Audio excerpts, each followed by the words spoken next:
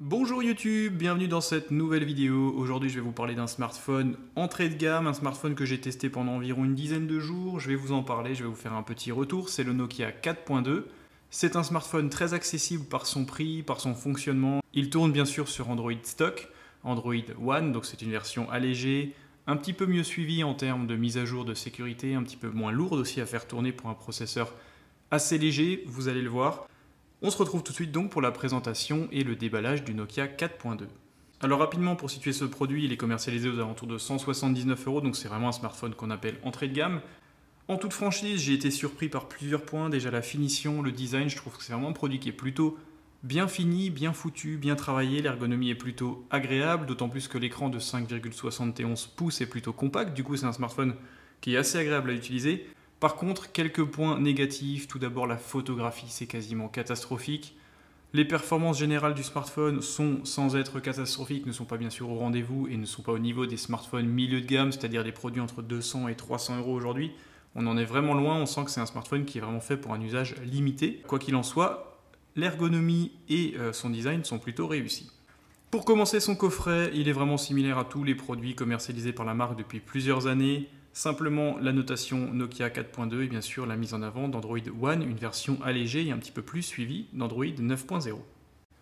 Sur la face avant, on retrouve bien sûr un design représentatif du smartphone. On remarque directement l'encoche en forme de goutte, un écran relativement compact, 5,71 pouces et un menton assez proéminent avec le marquage Nokia. Au dos de la boîte, c'est vraiment similaire à tous les autres produits également. On retrouve un visuel du produit, quelques informations techniques que je vais vous rappeler juste après.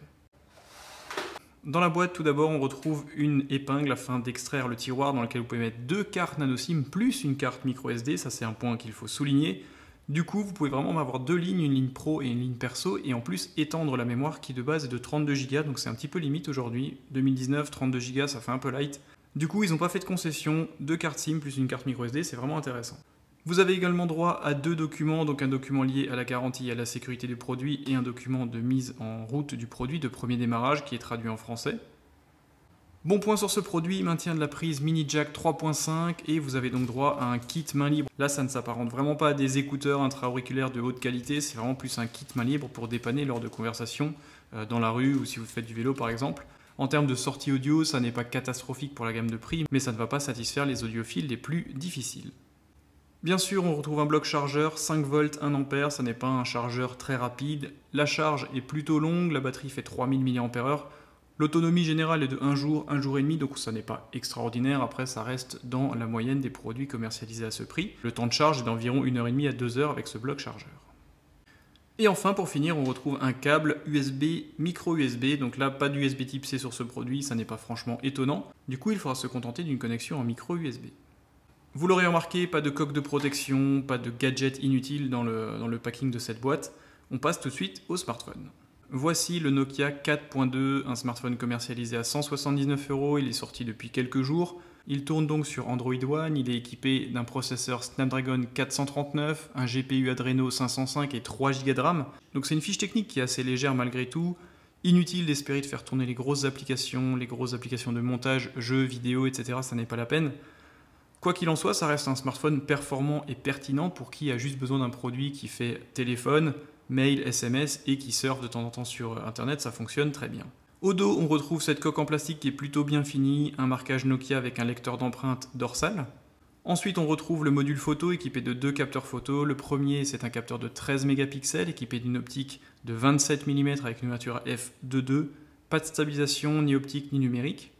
Et le second capteur photo est un capteur de 2 mégapixels avec une ouverture à f2.4 et lui n'entre en ligne de compte que lorsque vous utilisez le mode portrait, c'est-à-dire qu'il génère un bokeh, un flou d'arrière-plan autour du sujet.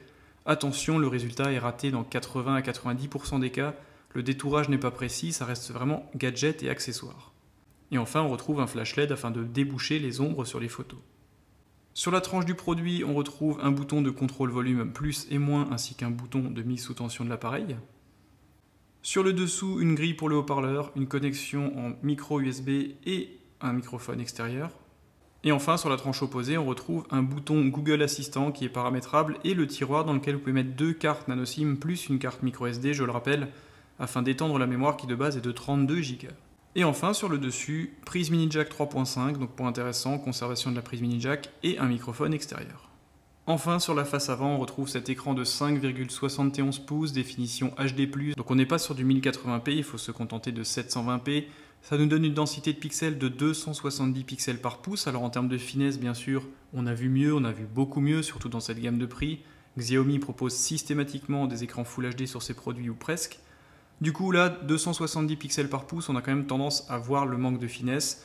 C'est un petit peu fatigant, c'est un petit peu désagréable et surtout c'est pas forcément très esthétique, notamment sur la lecture de textes, d'articles de presse, etc. La technologie utilisée bien sûr c'est du IPS LCD, pas de technologie AMOLED sur ce produit. Du coup le smartphone est relativement compact, 5,71 pouces, on doit se dire que ça va vraiment être petit, pourtant la bordure du bas est vraiment énorme, elle fait quasiment 1 cm. Les pourtours sont assez également épais, on a vraiment l'impression d'avoir un iPhone XR avec une coque de protection en plus autour. C'est vraiment un produit qui, pour le coup, a un taux d'optimisation assez faible, aux alentours de 75-77%. On a vu beaucoup mieux, après ça n'est pas forcément gênant, je le rappelle, parce que la diagonale reste compacte, du coup le produit est quand même relativement maniable à une main, c'est assez agréable en termes de préhension. Dans cette encoche en forme de goutte à l'avant, on retrouve un autre capteur photo, c'est un capteur photo de 8 mégapixels équipé d'une optique à ouverture f2.2. Là encore, le résultat photo, c'est vraiment catastrophique, je trouve, le rendu pour avoir fait quelques tests. C'est vraiment disgracieux si vous comparez ça à un Samsung A30, A40, même s'ils sont un peu vendus plus cher, bien sûr. On est vraiment retourné 2, 3, 4 années en arrière. On n'a vraiment plus l'habitude d'avoir ce manque de piqué, ce manque de détails, que ce soit sur le capteur principal ou sur le capteur selfie. Je ne parle même pas du détourage du mode portrait qui est absolument catastrophique et vraiment aléatoire. Donc c'est vraiment un smartphone qui sera parfait pour qui a besoin d'aller un petit peu sur Internet, sur YouTube, les réseaux sociaux, envoyer quelques mails et passer quelques appels. Après, pour vraiment la partie multimédia, musique, montage vidéo, rendu photo et vidéo surtout, c'est assez catastrophique. Et enfin, pour finir, le capteur photo dorsal est capable de filmer en Full HD à 30 images secondes. Pour ce qui est de l'autonomie, elle est plutôt bonne, 1 jour et demi, 2 jours si vous utilisez le smartphone avec modération. Je le rappelle, batterie de 3000 mAh. Android One est assez peu gourmand et le processeur Snapdragon 439 est également assez peu gourmand. Du coup, c'est un smartphone qui est quand même relativement endurant pour le prix. Après, c'est vrai que ne vous attendez pas à tenir 2 jours et demi ou 3 jours. C'est quand même un produit qui est assez énergivore et qui aura quand même tendance à devoir être rechargé en fin de journée. Si vous en servez beaucoup, du début de la matinée jusqu'à la fin de soirée, il sera forcément nécessaire de passer par la case chargeur. Pour ce qui est des autres points sur ce produit, je le rappelle, possibilité d'ajouter une carte micro SD, connexion en micro USB, maintien de la prise mini jack sur le dessus du produit, aucune certification d'étanchéité IP67, IP68, donc n'allez pas le mettre dans l'eau, ne vous en servez pas s'il pleut à torrent, ça n'est pas la peine. Dual SIM en plus de la carte micro SD, ça je trouve c'est vraiment le gros point fort de ce produit, pas de module NFC et il tourne en Bluetooth 4.2, pas de Bluetooth 5 sur ce produit. Ça n'est pas déconnant dans cette gamme de prix, mais c'est vrai qu'aujourd'hui on a quand même tendance à basculer de manière générale en version 5.0. Donc moi, pour m'en être servi, mon avis rapidement, c'est un produit qui est plutôt agréable de par sa compacité, il fonctionne plutôt bien, j'ai vraiment été surpris parce que je me suis dit un Snapdragon 439, 3 Go de RAM, aujourd'hui ça va être un petit peu galère de faire tout tourner. Je pense qu'Android One est vraiment la bonne solution sur ce type de produit, même si vous le savez, je ne suis pas forcément fan de la barre de recherche qu'on ne peut pas enlever, la navigation est à discuter. Je trouve que l'absence d'optimisation, de modification de la grille d'accueil, etc., c'est quelque chose qui me perturbe un petit peu. Je préfère les smartphones plus paramétrables, plus personnalisables. Mais quoi qu'il en soit, Android One et le Snapdragon 439 font le taf. C'est un produit qui est plutôt agréable et plutôt véloce. Pour les points forts, ce sera bien sûr la finition. En toute franchise, j'ai été largement séduit par ce smartphone, même s'il utilise principalement du plastique. C'est un produit qui est bien fini, bien dessiné. Les bordures sont certes un petit peu épaisses, mais ça reste un produit facilement utilisable. En deuxième point fort, ce sera son autonomie qui est plutôt acceptable, surtout avec un écran IPS LCD qui est assez énergivore. C'est un produit qui tient facilement une journée. Moi, je trouve que c'est quelque chose de suffisant aujourd'hui. On croise, quoi qu'il arrive, une prise forcément une fois dans la journée, donc c'est pas non plus un point négatif. Et enfin, troisième point fort sur ce produit qui m'a particulièrement séduit, c'est le port micro SD plus les dual SIM. Moi qui utilise 2 cartes SIM pour mon utilisation pro et perso et qui ai tendance toujours à utiliser une carte micro SD, là je suis servi, j'ai pas besoin de jongler entre une carte SIM et une carte micro SD. Je peux mettre tout à l'intérieur et ça, je trouve que c'est vraiment un gage de polyvalence sur ce produit. Maintenant, pour les points faibles, en plus qu'il soit très sensible aux traces de doigts, ce sera le rendu photo. Franchement, en plein jour, ça passe encore. On peut le partager sur les réseaux sociaux. Après, dès lors qu'il fait un peu sombre ou que le ciel devient gris, ça devient très bruité. Il y a un manque de détails qui est quasiment incroyable et pas vu depuis plusieurs années. C'est vraiment dommage. Je trouve que Nokia mériterait de travailler un petit peu plus le rendu photo. Honor, Huawei, Xiaomi, Meizu arrivent à faire des produits dans les mêmes gammes de prix avec un rendu photo certes un petit peu plus artificiel, mais malgré tout plus exploitable. Deuxième point faible, mais qui n'est pas forcément critiquable dans le sens où c'est un produit vendu peu cher, ce sera cette performance générale. Le produit a tendance quand même à ralentir si vous le sollicitez beaucoup, si vous basculez de Instagram à Twitter, à Facebook, si vous retournez sur YouTube ou vous lancez Deezer. Il aura quand même tendance un petit peu à ralentir de temps en temps, ça n'est pas gênant, ça n'est pas catastrophique, mais je l'ai quand même noté en point faible. Et enfin, dernier point faible sur ce produit, c'est sa dalle IPS LCD en définition HD, 270 pixels par pouce. Franchement, on a vraiment la possibilité de distinguer chaque pixel, et je trouve que c'est une chose à laquelle on n'est plus habitué, et on ne devrait plus avoir à subir ça, entre guillemets, sur les derniers smartphones commercialisés en milieu d'année 2019. Ça n'est pas catastrophique, mais si vous passez d'un écran comme moi, Quad HD ou Full HD, avec une technologie AMOLED, donc un écran assez flatteur à l'œil, et vous passez là-dessus, on a vraiment l'impression, encore une fois, de repartir dans le passé, et c'est assez désagréable. J'aurais malgré tout aimé une définition en Full HD, ça aurait été vraiment un gage de qualité, et ça aurait vraiment fait basculer un petit peu mon avis sur ce smartphone.